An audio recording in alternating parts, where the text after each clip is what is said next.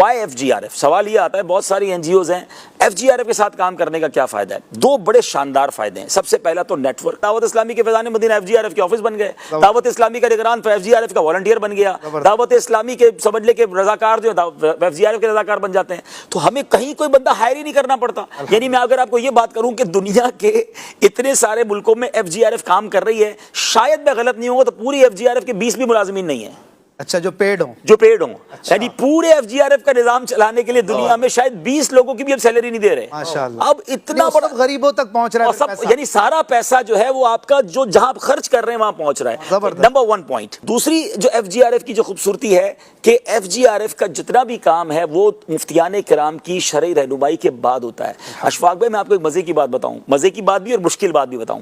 جب مجھے F G R F کی ذمہ داری ملی نا تو میں سب سے پہلے دارالفتاء گیا, اور ہمیں سکھایا ہی جاتا ہے کہ نیا کام ہے تو پہلے شرعی رہنمائی لے.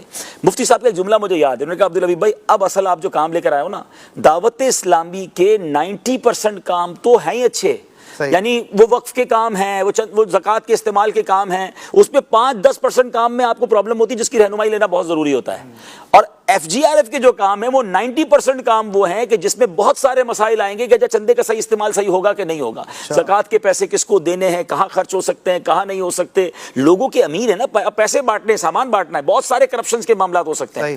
تو اب اس پر ہمیں رہنمائی لے کر چلنا, اور یقین کریں روزانہ ہی ہمارے پاس کئی سوال ہوتے ہیں مفتیان کرام سے پوچھنے کے لیے, روز کی بنیاد پر. 2 سال ہو گئے نا, اب بھی یہ سوال ختم نہیں ہوئے, روز نئی سچویشن آتی ہے, روز نیا سوال کرتے ہیں, روز نیا جواب ہمیں مل رہا ہوتا ہے. تو اتنا الحمدللہ ہمارا پورا گروپ بنا ہوا شرعی رہنمائی ایف جی آر ایف. ہمارے ذمہ داران ہمیں سوال کرتے ہیں, اس گروپ میں ڈالتے ہیں, وہاں سے جواب ملتا ہے, پھر کہتے ہیں یہ کرنا ہے یہ نہیں کرنا ہے, کیونکہ عوام کے پیسے کا پراپر استعمال. اور تیسرا کہ آپ کی امداد جو ہے وہ پراپر جگہ پر مستحق تک بڑے اوتھنٹک انداز میں پہنچتی ہے. اچھا ہاں, چوتھا بھی چلے لے لیں, وہ اس سب سے خوبصورت پوائنٹ ویسے ختم نہیں ہوگا, ایک چوتھا اس سے زیادہ خوبصورت ہے Y F G R F. ہم صرف راشن, صرف ویلفیئر کا کام نہیں کرتے, الحمدللہ ہم ان کو ویلفیئر کرنے کے بعد ان کو نمازی بھی بناتے ہیں, ہم ان کو قرآن بھی پڑھاتے ہیں, اسلامی بہنوں کو اجتماع میں بھیجتے ہیں. صرف اس بار 30 روزہ اعتکاف میں سینکڑوں وہ اسلامی بھائی شامل ہوئے ہیں پاکستان بھر سے جو سیلاب زدہ ایریا میں جن میں ہم نے ایف جی آر ایف کا کام کیا, اب ان کو 1 ماہ کے اعتکاف لے کر آئے ہیں. ایک تو 1 ماہ کا ان کو کھانا پینا بھی ملے گا, ان کو راشن بھی دے رہے ہیں, اور اب وہ انشاءاللہ نمازی بن کر, اللہ نے چاہے امام بن کر اس علاقے میں لوٹیں گے. اب میں صرف ترکیہ کی مثال دے رہا ہوں.